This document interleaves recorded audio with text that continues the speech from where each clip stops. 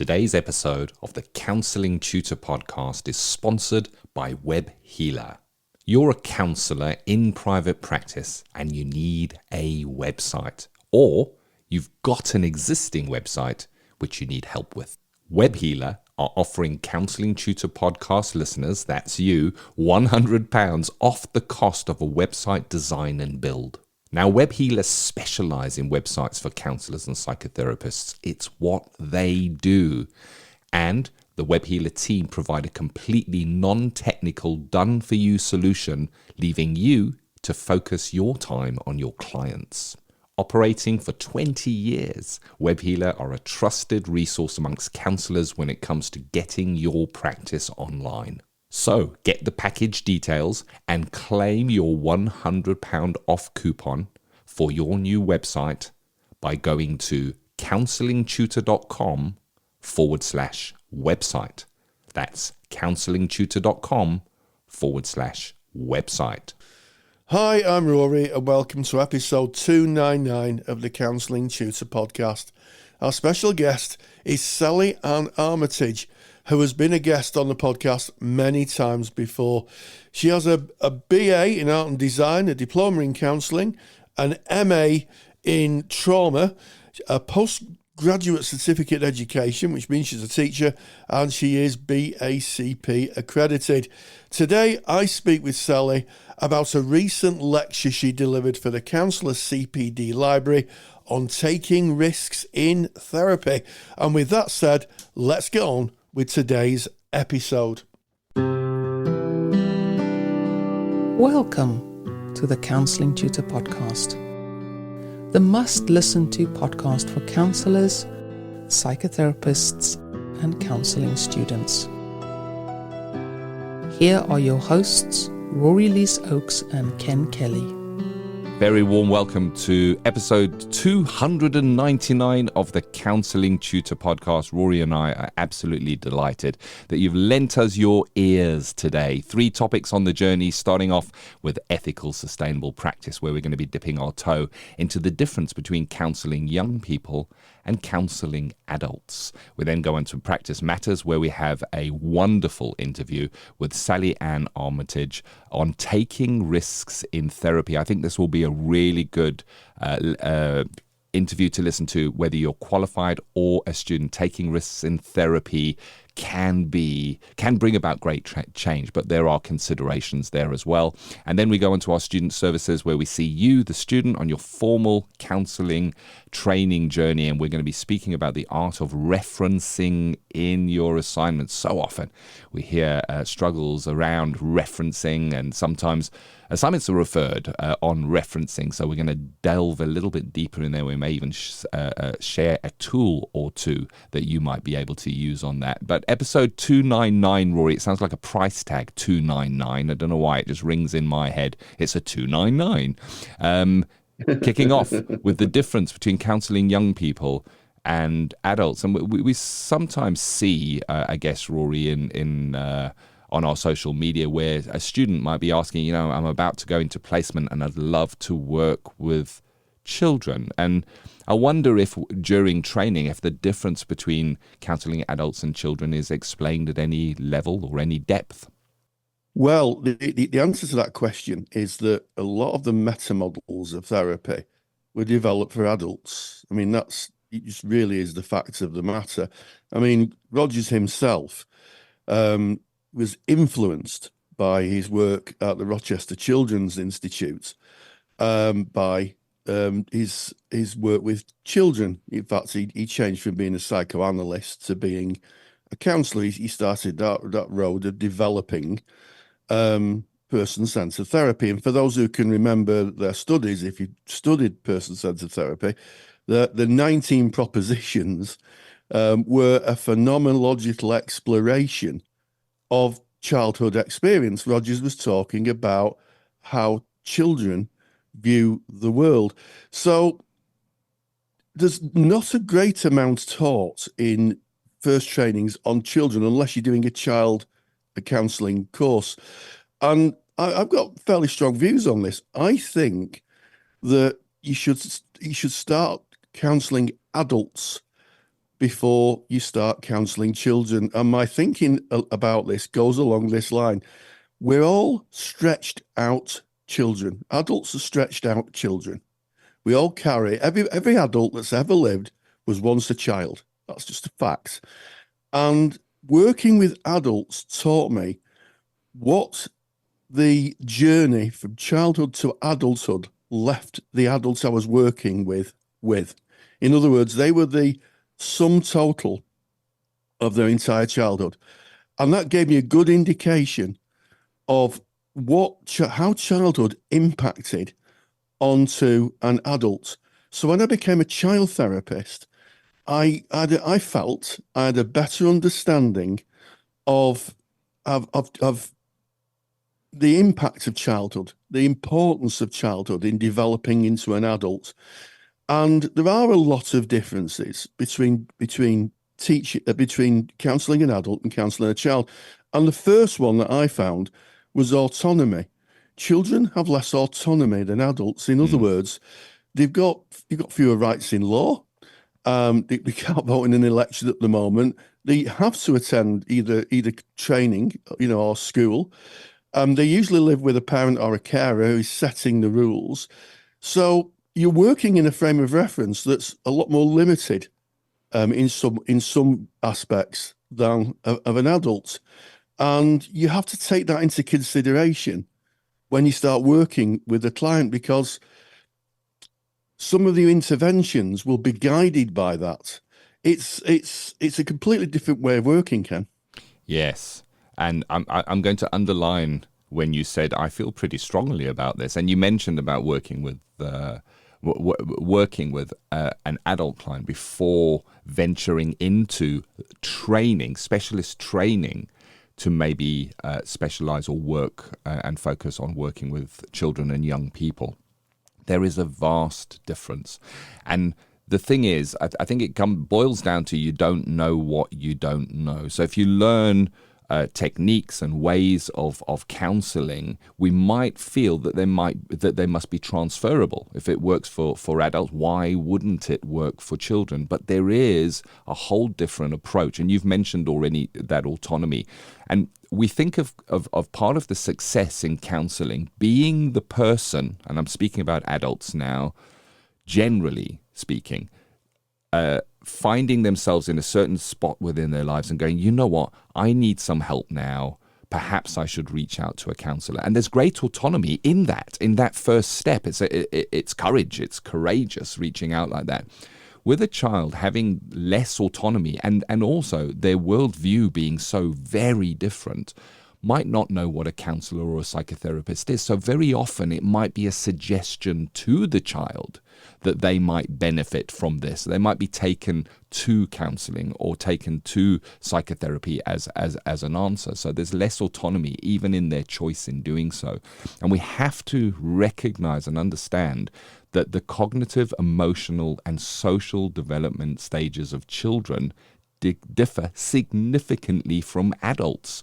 And if we don't understand that, we don't have the theory of that, we're not able to integrate that into our practice. So I'm underlining the importance here of specialist training. And specialist training, as you said, Rory, once you have some experience in going out and working with adults.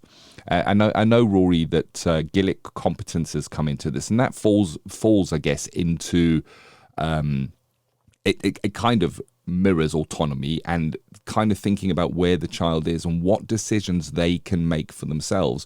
But I'm also looking at this and I'm recognizing that we're speaking from the United Kingdom, and that there may well be laws, legislation around working with children wherever you find yourself in the world. And we need to understand and know what that is as well to be able to work ethically when we're working with children. But speak us through Gillick competence, Rory, what that is and why that is important.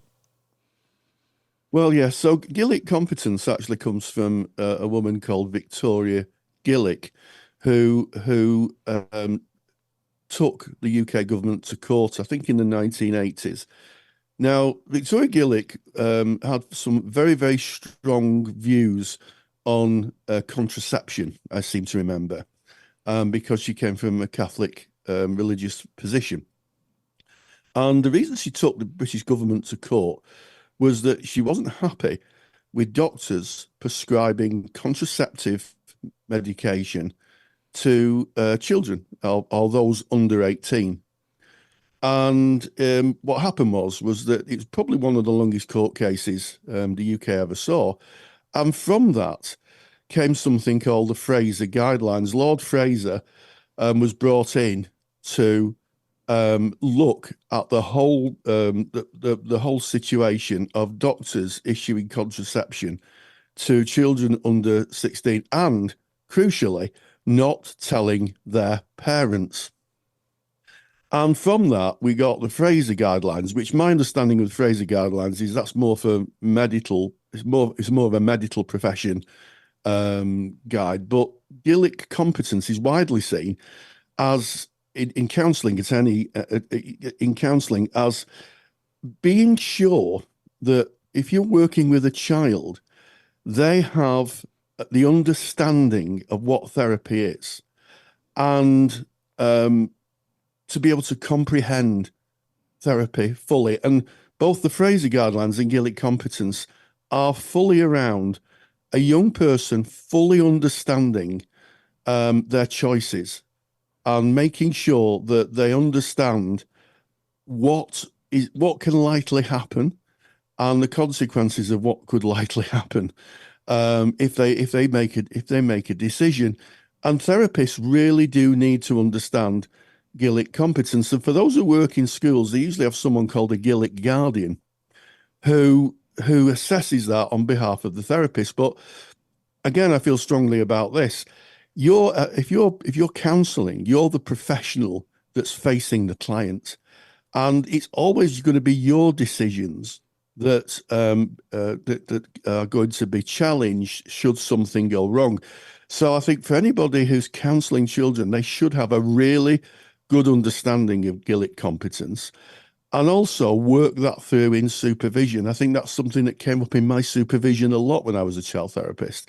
I was very, very keen that I explored the child's understanding of the therapy they were about to take on. I mean, I was a person-centered therapy. I was more of an integrated therapist because I did a child and adolescent therapy course, which kind of altered the shape of my practice. But I was very, very keen that I could justify taking a client on and say with confidence that they understood, at least to some level, what they were getting themselves into. Yeah. And I guess there's multifacets to that. You know, we say here at Counselling Tutor that we're a craft-based organization. So yes, we share the theory, but we also share the practice and how the theory relates to practice underlying that. And an example maybe of how this might go wrong if Gillick competence is not assessed before engaging with a child or young person is if that child is in the counselling relationship, you're going to have a contracted relationship with this child. You're going to be mentioning where you have to break confidentiality, and we'll get onto confidentiality in a moment. But there might be boundaries where you need to inform maybe the school or maybe the guardian or maybe other professionals that are surrounding this child. Can the child understand? Can they understand that condition to counselling? So when we're working with a grown-up, we'll put in where we need to break confidentiality. We'll ask them if they can understand. They will say yes. But can a child really understand that? And that is what we need to assess pre-engagement. It's their ability to understand what they're getting into. You've covered it already, the theory, Rory. What they're getting into and what the consequences of that might be. So that we don't get ourselves into a situation, perhaps where a complaint is laid against us, and quite rightly so, where we didn't check that the child, the competence of the child, and maybe they said something that tripped off our needing to break confidentiality, and then that child left in a whirlwind that kind of results from that, saying, but I didn't know, I thought this was secret, I didn't want anybody to know about this, and they can feel betrayed at a very impressionable age, I guess, in their lives. So as you said, Rory, we are at the counsellor. When you're engaging in that relationship, you are the professional, and the buck stops with you. And you may have a professional in an organization who takes on that role, but check anyway. Ensure that the person that you're engaging with, if they are a child, understands what they're getting into, where you need to break confidentiality, and what the consequences of that may be for them if that confidentiality does need to be broken, Rory. And I guess that brings us beautifully into confidentiality. It does. And again, another aspect of working with children. Children are developing their map of the world. And part of that map is understanding who they can trust and who they cannot trust. And as we get older, we get more of a sixth sense for that. But young people, I'm not saying all young people, but some young people, and in fact, I will say all young people, have to develop that awareness. You know, as children, we're kind of taught to trust people. And if we break confidentiality with a child, it's probably going to be more impactful long term than it is with an adult, because the child is not only having their confidentiality broken, but for me, there's an issue of a kind of child-adult contract. The fact that they look to the adult, they're looking to their adults all the time as modelling for what the world looks like. And if you have to break confidentiality, or you don't explain what confidentiality is, and this comes back to Gillick competence, to make sure they understand the concept of what they're getting into, it can have a real detrimental effect on the child. It can impact on the trust the child has of adults. Yeah. And again, it goes back to the top of the piece, Ken. It will affect who they will become as adults. It's an issue of attachment and trust. So you've got to keep that in mind. You really have. And also in terms of confidentiality, you need to know what, if you're counselling in a school or an organisation, you really do have to have an understanding of what their policy is, because you're working with an organisation that has a policy around confidentiality, and you need to understand, and it might be that your idea of confidentiality is slightly different if you work in a school. So you need to sit down and work out what that is. And also you may be required to store your notes on the school system or the organisation system, in which case, you need to understand who's going to access those notes. Are the parents going to access those notes? So it becomes a bit of an investigation. And once you've got those facts, making sure that the child who you're working with understands them. And in my experience, sometimes it can be a bit of a barrier. It can be a bit of a barrier if you're working in an organisation, because the barriers, the level of confidentiality, breaking confidentiality can be very different in a school setting than it is in a clinical setting if you're working as a sole practitioner. One of them, I'll give you one example. I don't particularly agree with this, so no letters in the postbag, please. But in the UK at this present time, there is absolutely no compulsion under law to reveal if a child is in danger from sexual abuse. If you're a private practitioner, if you're a private practitioner, now I know the law's being looked at and it will change. By the time we get into the next 20 podcast episodes, I'm sure that law will be changed. If you work in a school or an organisation, their policies will tell you have to break confidentiality. So you really do need to understand what the level of confidentiality is. And that was one, again, that I went through with my supervisor and talked through. So I was clear in my mind so I could be clear with the client. Yeah. And it's navigating, isn't it? The complexities of what that looks like. It's a different way of critical thinking.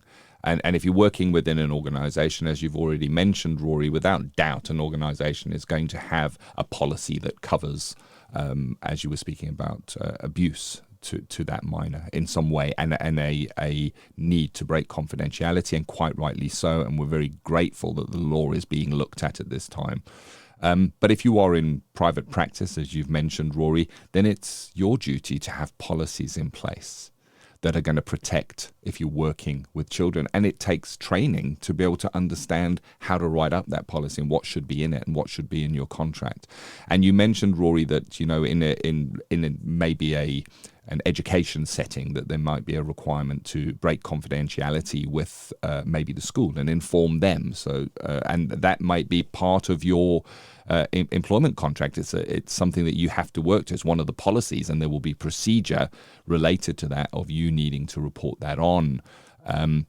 But the other side of that in private practice is there may be a guardian or an expectation of another professional or somebody surrounding the child that expects a report on what is going on in therapy with this child. And I think of an example of a parent. This is a fictitious example that I'm making up, of a parent bringing in a child that I'm just going to take they found some marijuana in their sock drawer, and they now cart them off to the counsellor, and they engage in counselling to say, right, what's going on for them? What are they saying? What's really going on? The parent kind of using that as a vehicle to try and get information. Well, how is that negotiated prior to this person coming in if you're in private practice? How do you manage that? How do you manage the expectations? How do you manage the boundary of where you do need to speak to the guardian and do need to involve them? So there's a lot of complexity, and this is complexity that you don't want to be taking on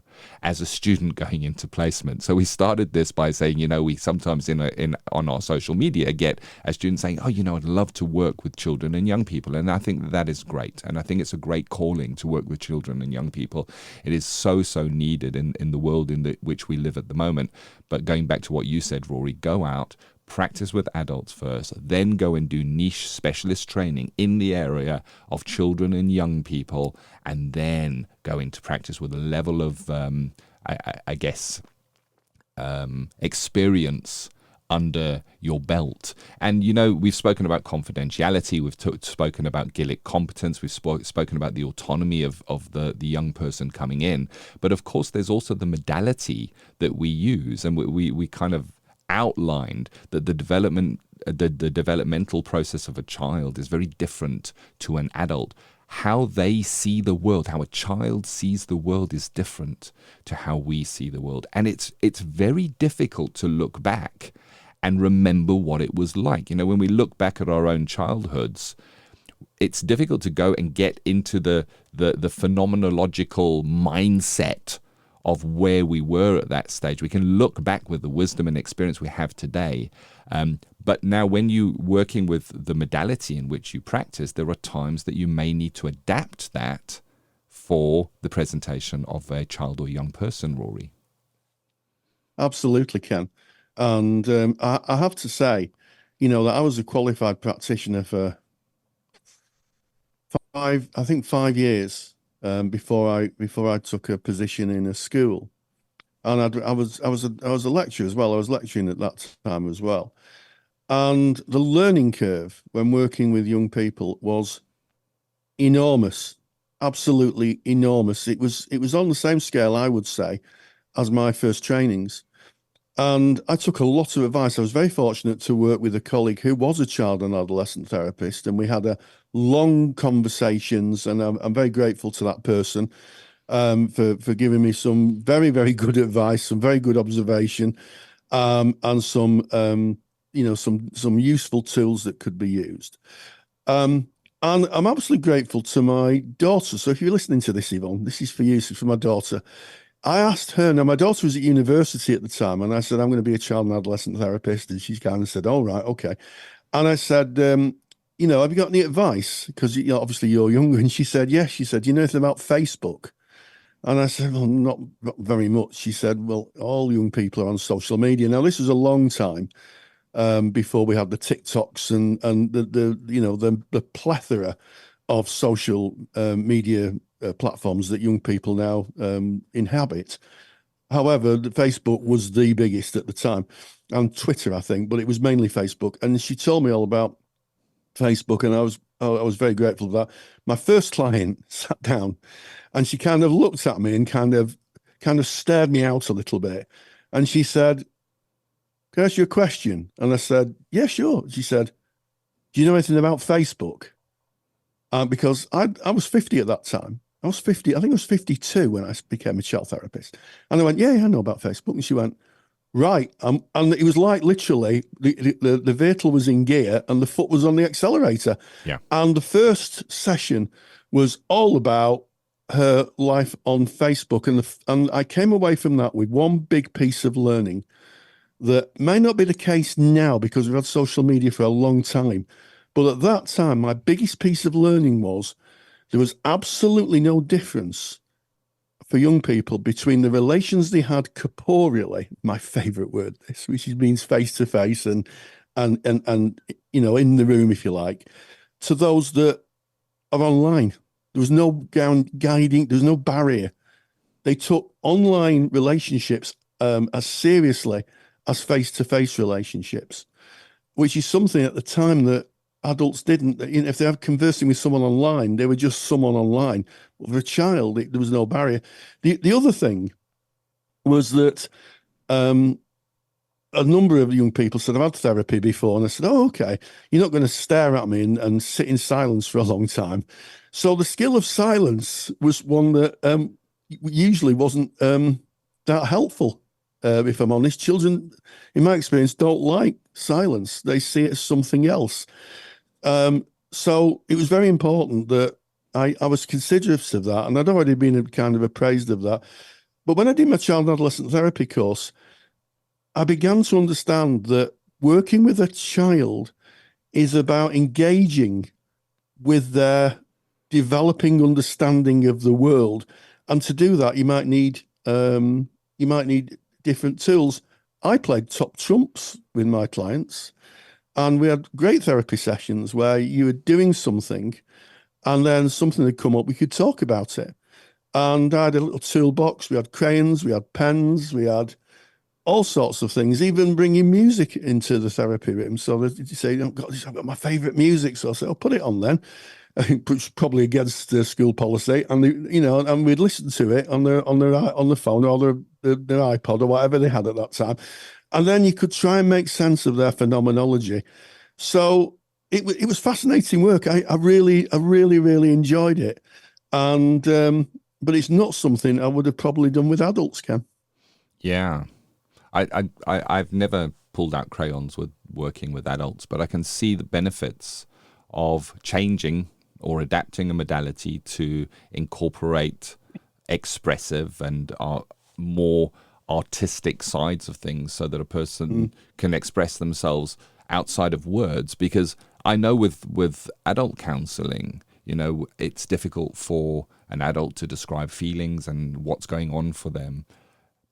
So much more difficult for a child. We don't learn the vocabulary of how to describe our feelings in any deep and meaningful way other than happy, sad, angry, you know, base emotions.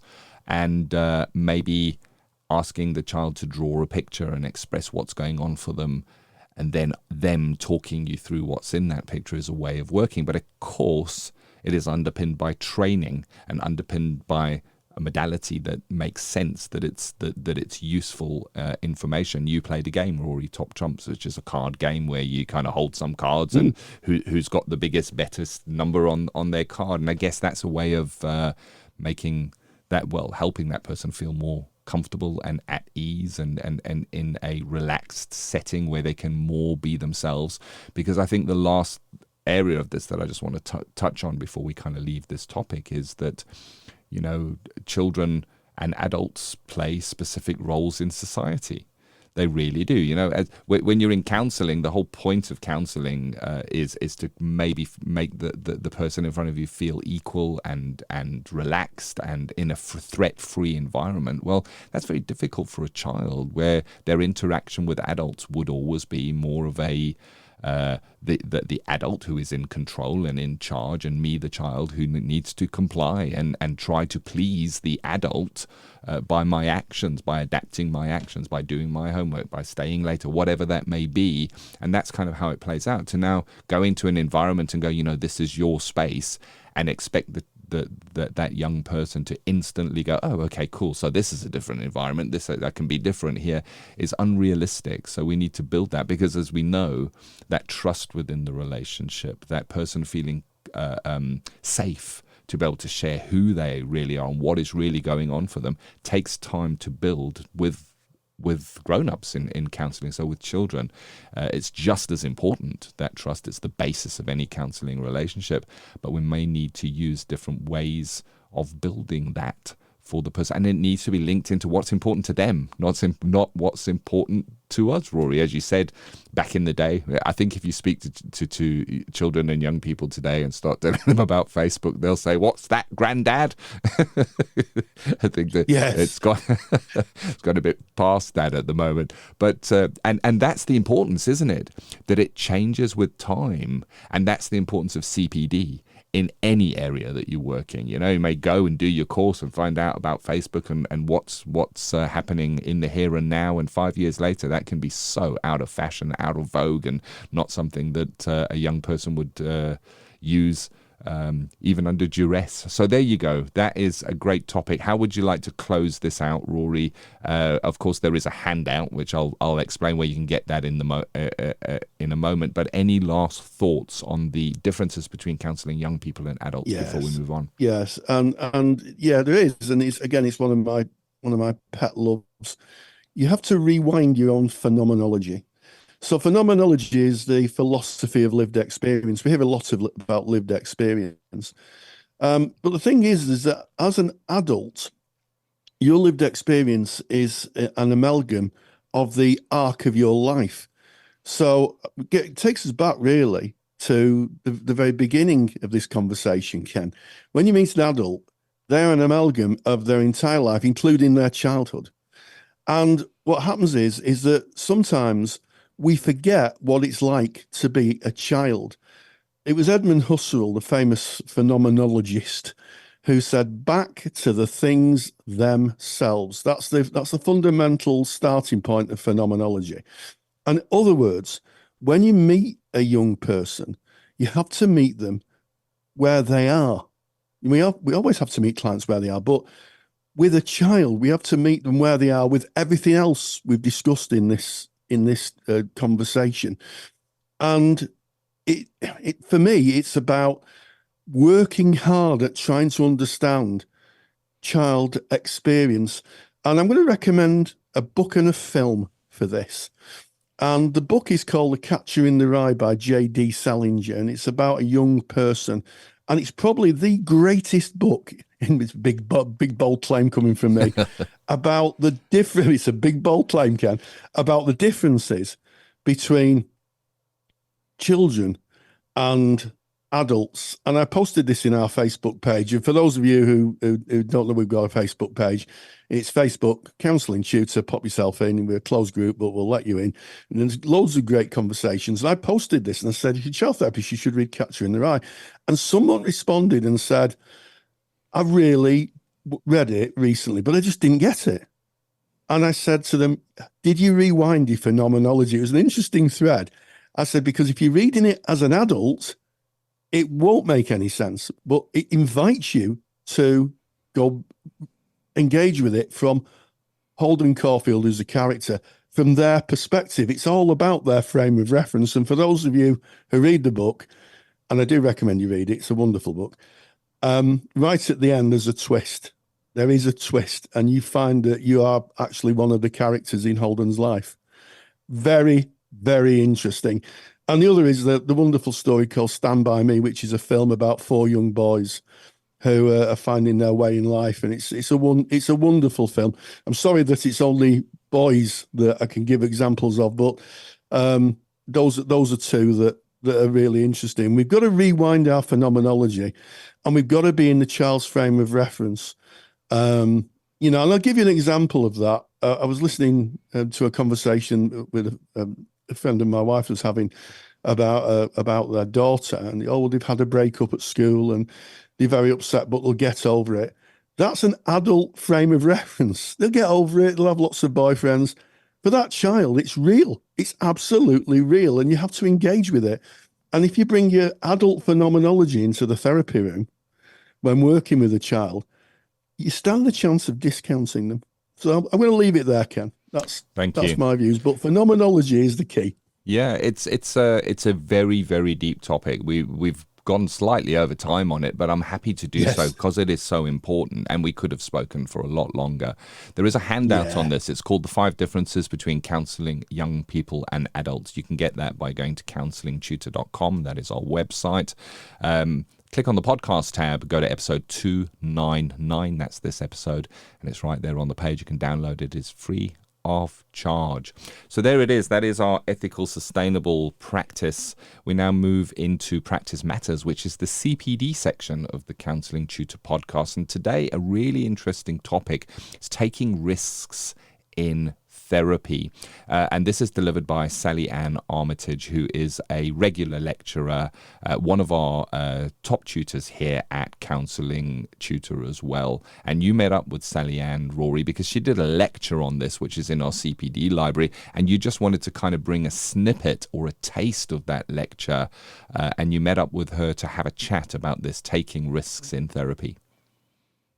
Yes, Sally's, as Ken said, is a regular presenter for the CPD library.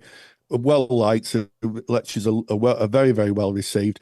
And we talked about taking risks in therapy, and this is what she had to say. Practice Matters is proudly sponsored by the Counsellor CPD Library. To access top quality, relevant continuing professional development for your practice, that you can do at a time that suits you, and all for less than the price of a cup of coffee, visit counsellingtutor.com.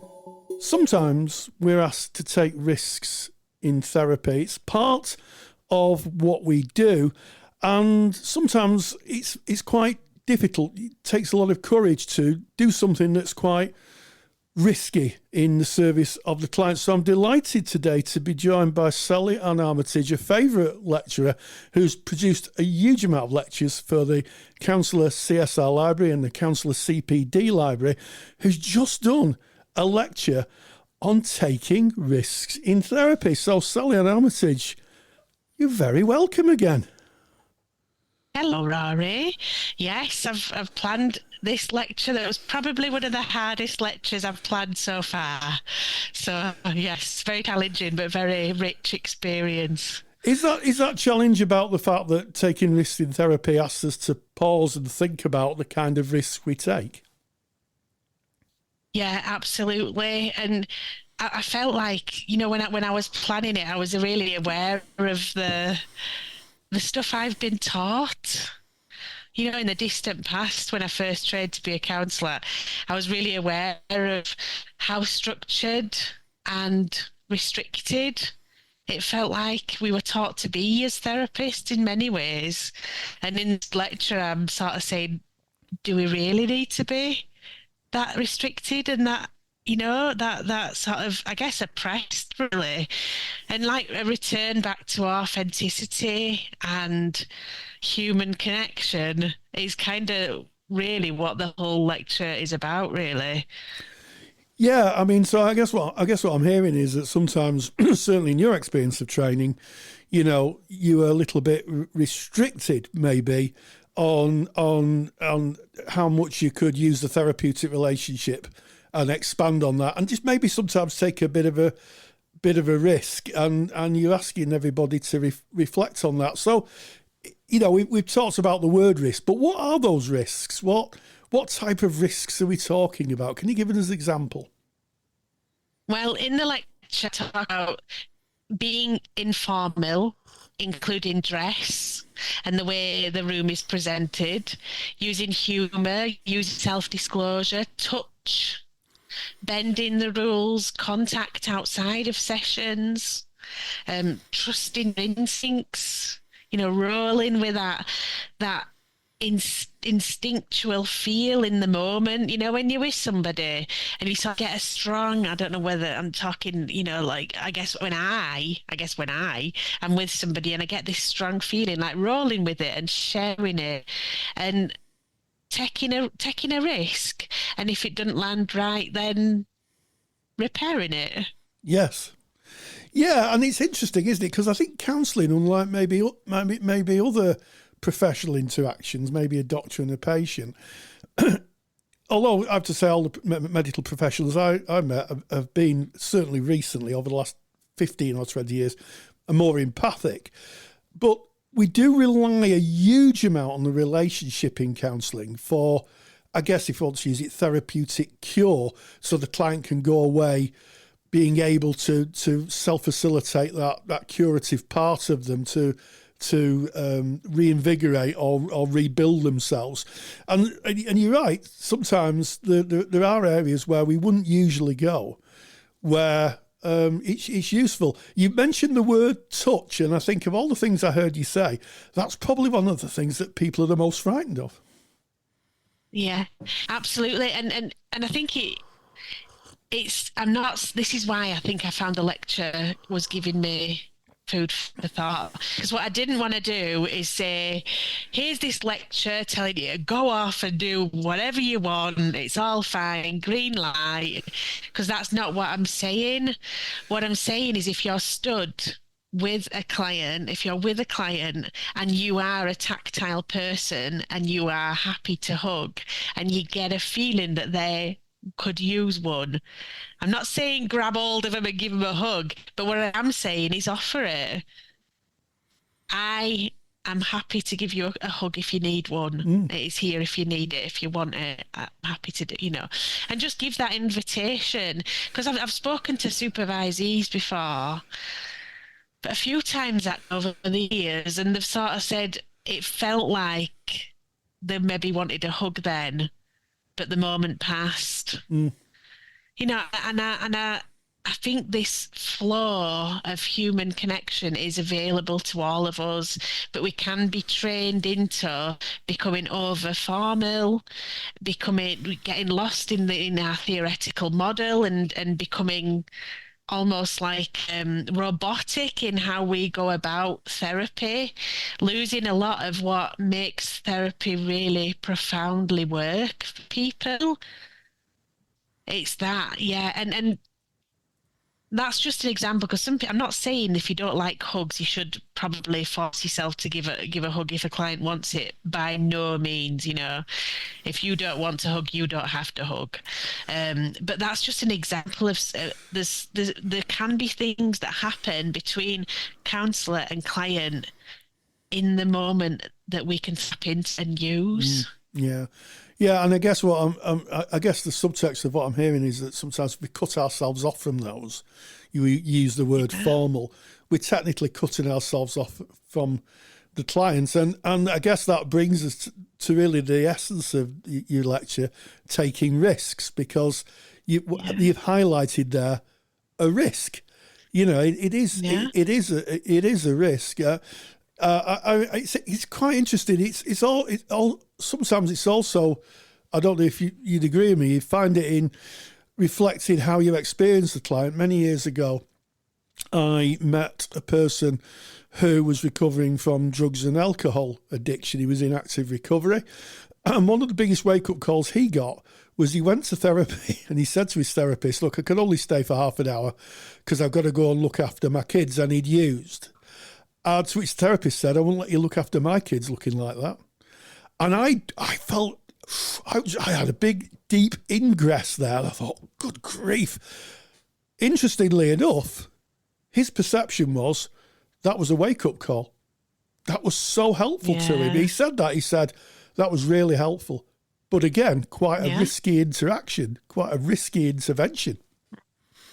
Yeah, and alternatively, that counsellor could have said, I feel very strongly about this.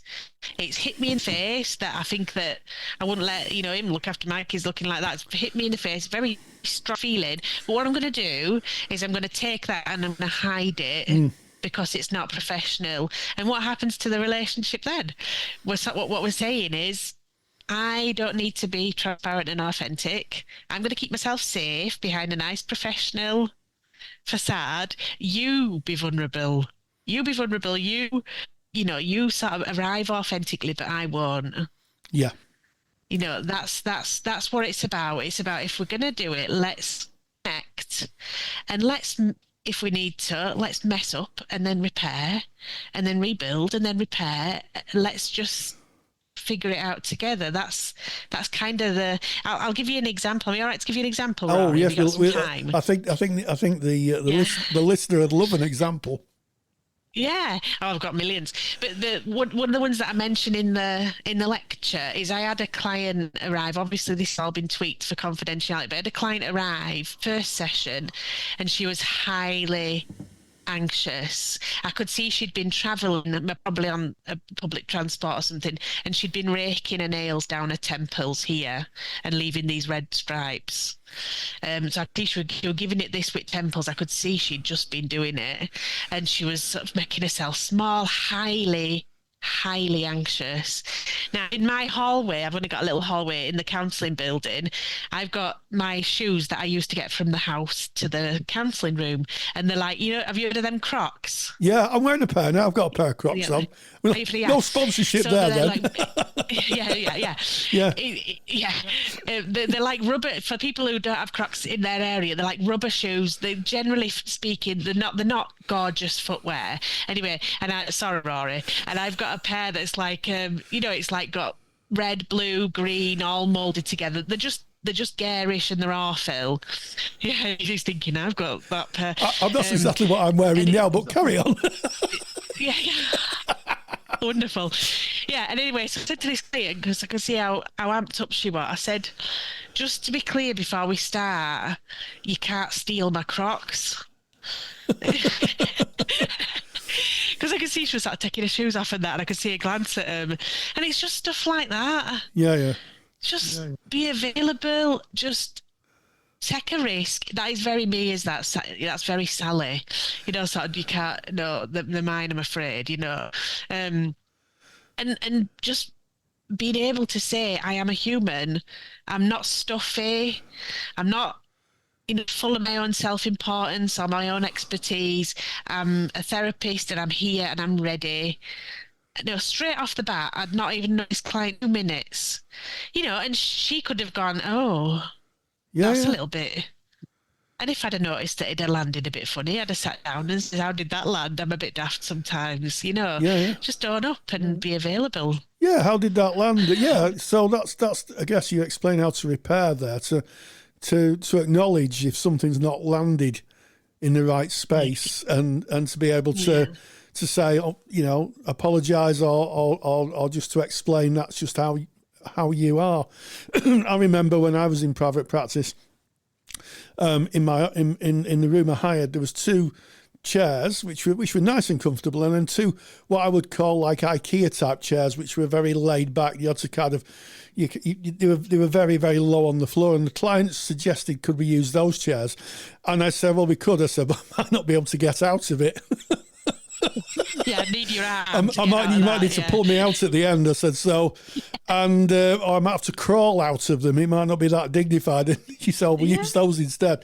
And it's those little moments of relationship where we show our humanity as therapists, which really separate us, I think, from a lot of other helping professionals, and show us as human beings. Just like the client. Absolutely. And I think part of that is being really aware of yourself, aware of who you are, where you've come from, your culture, everything that underpins who you are. Because take that example, Rory, where you were thinking, if I get in that chair, you're going to have to give me an arm to get me out. You could have gone at that from a quite an authentic place, trying to be comedic, trying to dial it up. But you didn't. It was an authentic space. We're not saying, just pretend to be down to earth. We're saying be yourself. Find out who you are. And if you aren't already, then do a bit of work on yourself and then arrive as who you are. Yeah. Yeah. That's what we're saying. And that moment with a chair, that might have been a real pivotal moment for that client, that this guy's just, he's available, he's down to earth, and I'm ready. Yeah, absolutely. And I think something that's perhaps, I don't know, sometimes missed, it was certainly missed in my training, and I think it's because it was a more modern idea that came along after I graduated, was modelling the idea that, and it's mentioned in some areas of therapy. Clarkson, kind of refers to it in the kind of reparenting style, but modelling your humanity. And the client being able to say, well, it's okay for therapists to be like that. It's probably all right for me to be like that. Exactly that. Yeah, I think that's we were saying I can be authentic and I can be available. It's all right, and like me, perceptually, this is how I feel about myself. But they might come to me like, oh, this fancy therapist. I've seen her in a few different venues. Ooh, she's got this, but she's also got a sense of humour and. It's quite validating, I think, for people. Wait a minute, so I can be a professional, this, that, and the other, but I can also, oh, wow, okay. I think it can be quite useful to learn it. Yeah. And I think it's also useful, for those of us who train. I can remember when I taught, I used to say to my students on the first day, I'm dyslexic, so, if you see a word that could be spelt, just tell me. And someone was really shocked. There's lots of people, oh, that's brilliant. I didn't know you could be a teacher if you were dyslexic. And I said, well, apparently so, I'm here. And I did get one person say, how do you get the job if you can't spell? I said, well, I'm here to teach counselling, not English. So, I won't get a job as an English teacher, that's for sure. Or I might do, But it's about being authentic and real. And I think that clients want or deserve a real person. Yeah, I do, and I think especially with clients that maybe feel quite close to therapy, quite skeptical or reluctant, it can really make the difference. I've worked with people who have failed in therapy, for want of a quick word to describe it, 2 or 3 times in the past, really sort of last attempt. And I think me owning what I feel in the moment has been the difference. Yeah. Me being able to sit with somebody and say, I can feel, I don't know whether this is right, client, but I can feel that you don't 100% want to be here, dear. Yeah. You know what I mean? Yeah. Just things like observations. Yeah. Like that, I think make a huge difference. But it does come with having a self-awareness, to be able to navigate this, especially self-disclosure. Who is it for? Am I trying to figure out stuff that's bothering me in the room? And maybe I could do it in supervision, or is this genuinely because I think it would be good for what's going on between me and my client? Yeah, I think it's a fascinating discussion, and I think it's one that I think all therapists need to involve themselves in, because as my experience for therapists, it's the heart of what we do, the relationship, and being able to repair any fractures. Should what you do not land, as you use the term, land very well. Is part of building a relationship. It's always fascinating to speak to you. I love your energy, and I certainly love the energy you've put into this lecture. Yeah. Taking Risks in Therapy is available now in the CSR and the CPD library.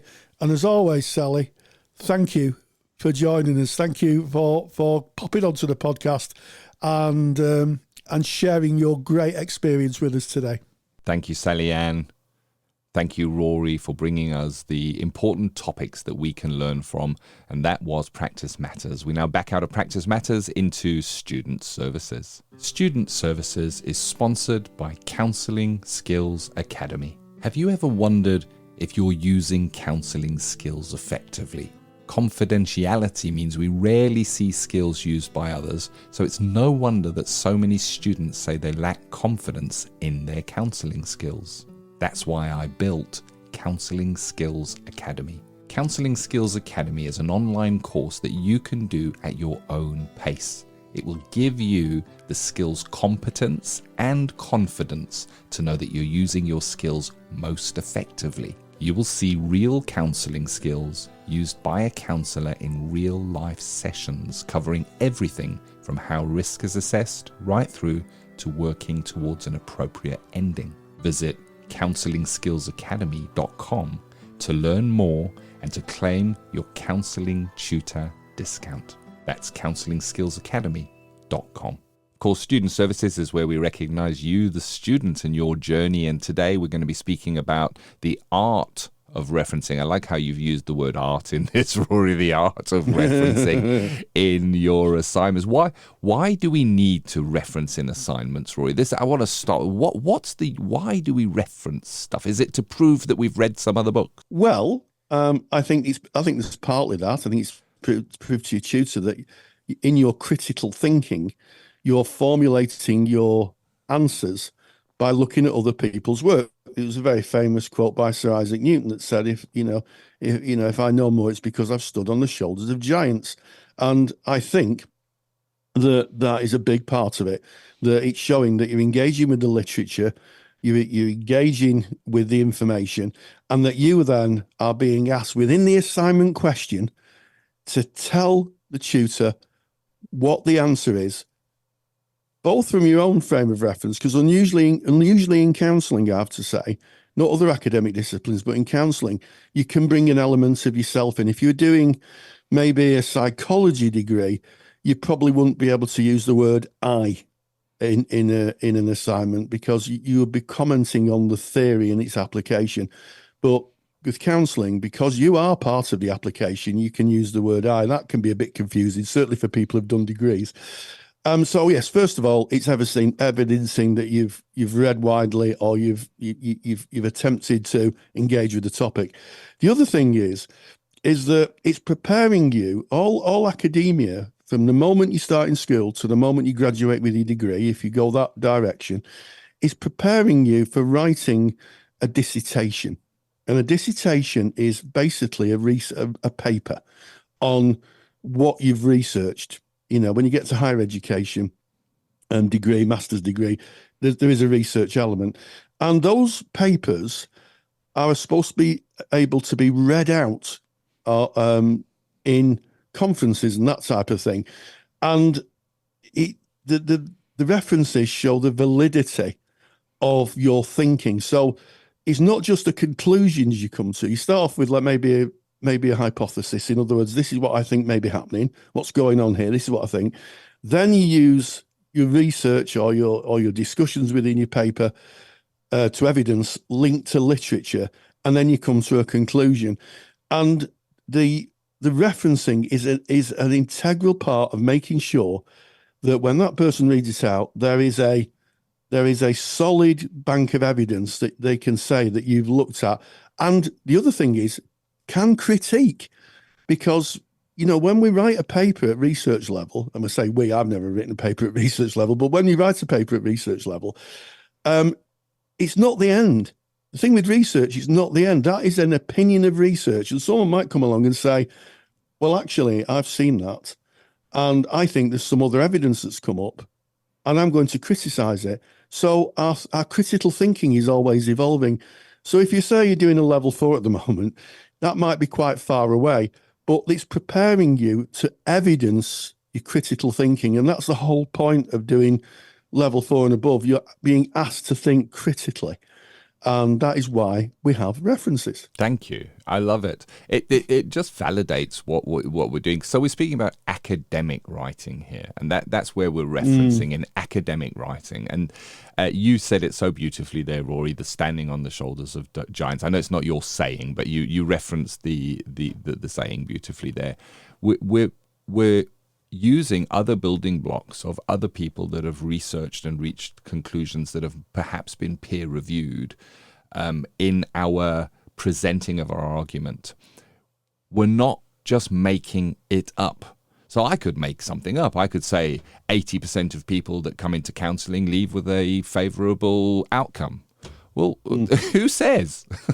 Me from my practice, and this is what they tell me. Well, that doesn't make it true. You know, you need to reference research or something where somebody has taken the time to really dive deep into that to be able to evidence, is this true or not? And this is why I think it is.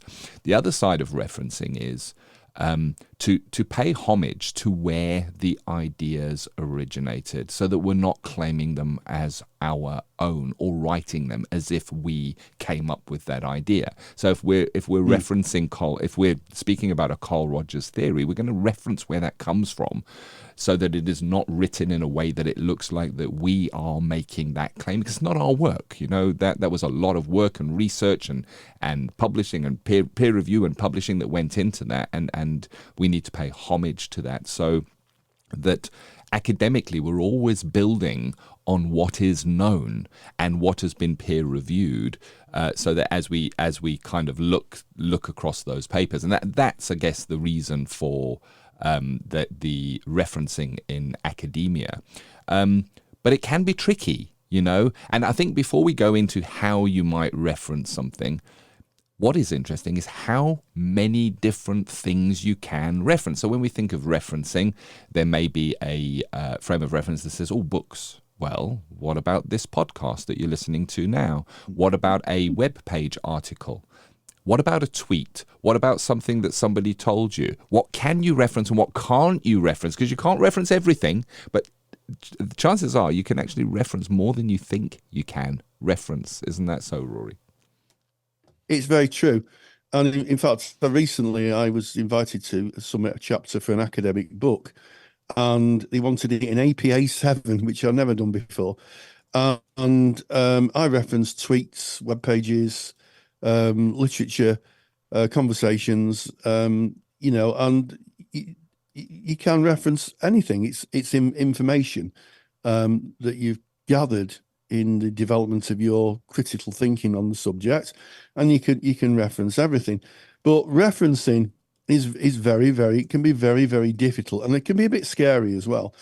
So one of the things I would say is, when you're asked to reference your assignments, speak to your tutor and ask what kind of referencing they want. And there's different types of referencing. I won't go too deeply into this, but there's, like, I've mentioned APA 7. APA stands for American Psychological Association. So that's the type of referencing you might find in psychological papers. Harvard referencing, which comes, I believe, from Harvard University in America, is another form of referencing.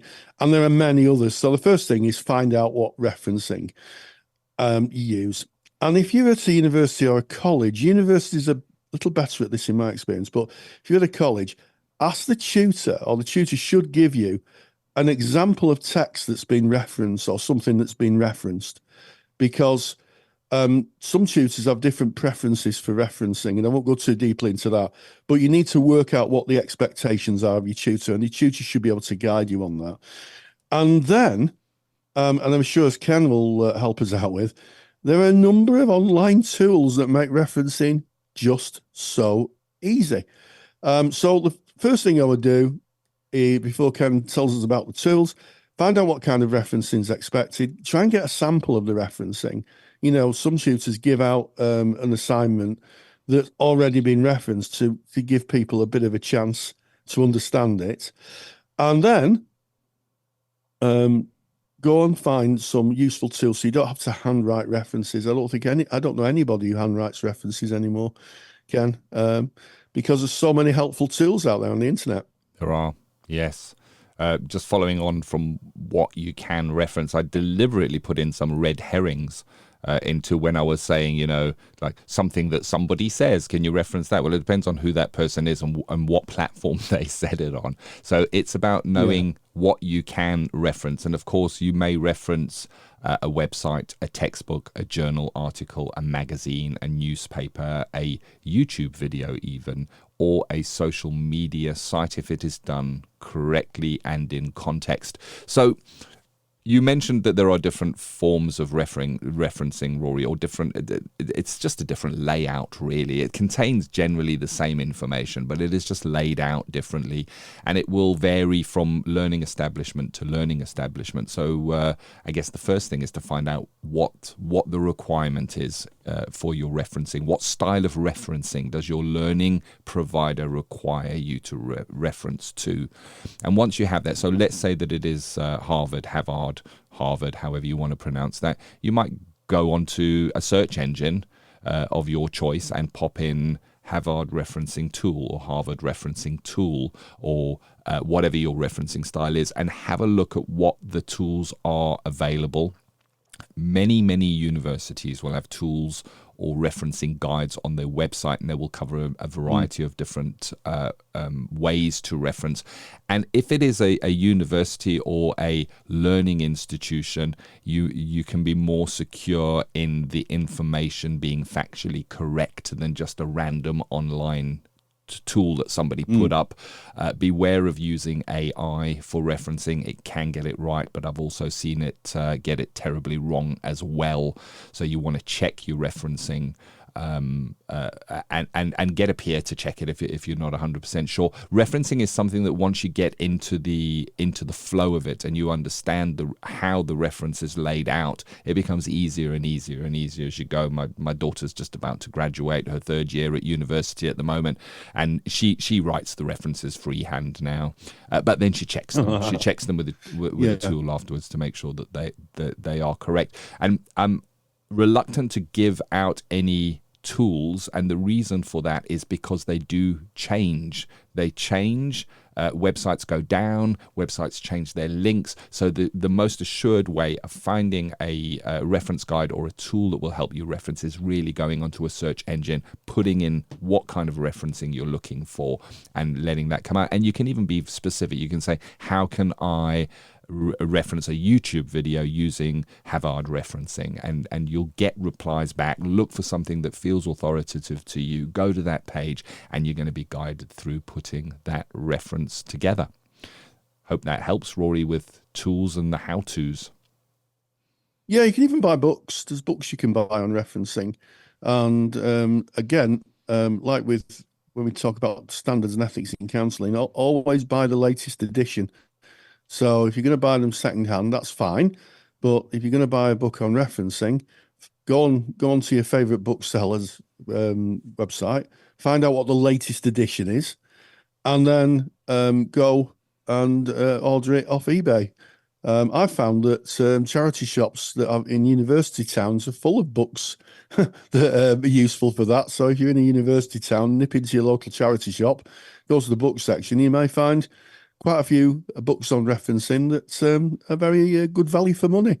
But it is tricky, and I have to say I'm a great admiration of your daughter if you can hand reference them. It's never a skill that I managed to achieve. So kudos to your daughter, Ken.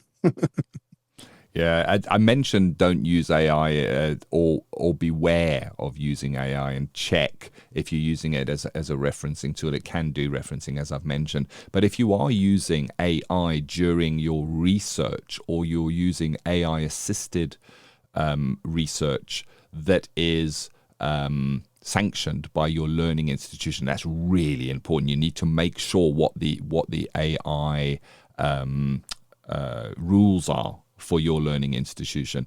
Then AI is also a new thing, which I guess a year or so, maybe 2 years ago, at the time of making this podcast, wouldn't have been a thing. Now there is a requirement to reference AI if AI has been used. So it's again just showing the sources. But again, if you are using AI in any way at all, please, you're a student, check with your learning provider what the rules are on that, because I know they differ from learning provider to a learning provider. Any other thoughts, Rory, on student services, the art of referencing in assignments before we move on? Yeah, don't get too downhearted if your assignment comes back with must try harder on referencing, because it is, as I say, it is an art. It's not something, it's not something we do in our normal lives, is it? Unless you're a full-time academic. People don't reference things in their everyday lives. It's something specific for academia. So I would say take it on like you take on the theories, that it's something that you're going to gradually adapt to, and eventually you're going to get the art of it, and you're going to be able to be fine. Everybody can do it. I've asked for references from students and they've struggled, and eventually at the end they've mastered it. So don't get too downhearted. It's another bit of learning along with the theory and the practice that you're engaging with. We are very grateful that you joined us. This has been episode 299 of the Counselling Tutor Podcast. Yes, we started off with ethical, sustainable practice, and we had quite a long but interesting, I think, conversation about the difference between counselling young people and adults. In Practice Matters, we talked to Sally-Anne Armitage, one of our lecturers on taking risks in therapy, and that lecture is available in the Counselling Tutor CPD library. It's available now for viewing. And in Student Services, we talked about the art of referencing. And before we part our ways today, I have a heartfelt ask of you. If you enjoyed the podcast, why don't you just pop a 5-star review on your favourite podcast platform? Makes such a difference. I can see a few people have recently, and it raises mine and Ken's spirits. And also, if you appreciate today's episode and think that a peer may value from what we've talked about, why don't you share it on their social media platform or email it to them? And, every recommendation helps, and we're all about connecting with more people and spreading the message around. And as always, thank you for allowing us to be part of your journey. We're really grateful that you lend us your ears on a regular basis. So until next time, stay grounded and stay safe. If you're a qualified counsellor or psychotherapist, then why not check out the Counsellor CPD Library?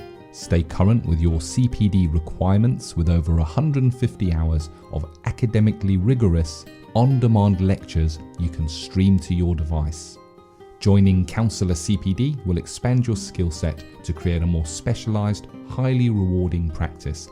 For more information on the Counselor CPD Library, visit counsellingtutor.com. Thank you for listening to the Counselling Tutor Podcast. Find the show notes for this episode by visiting counsellingtutor.com.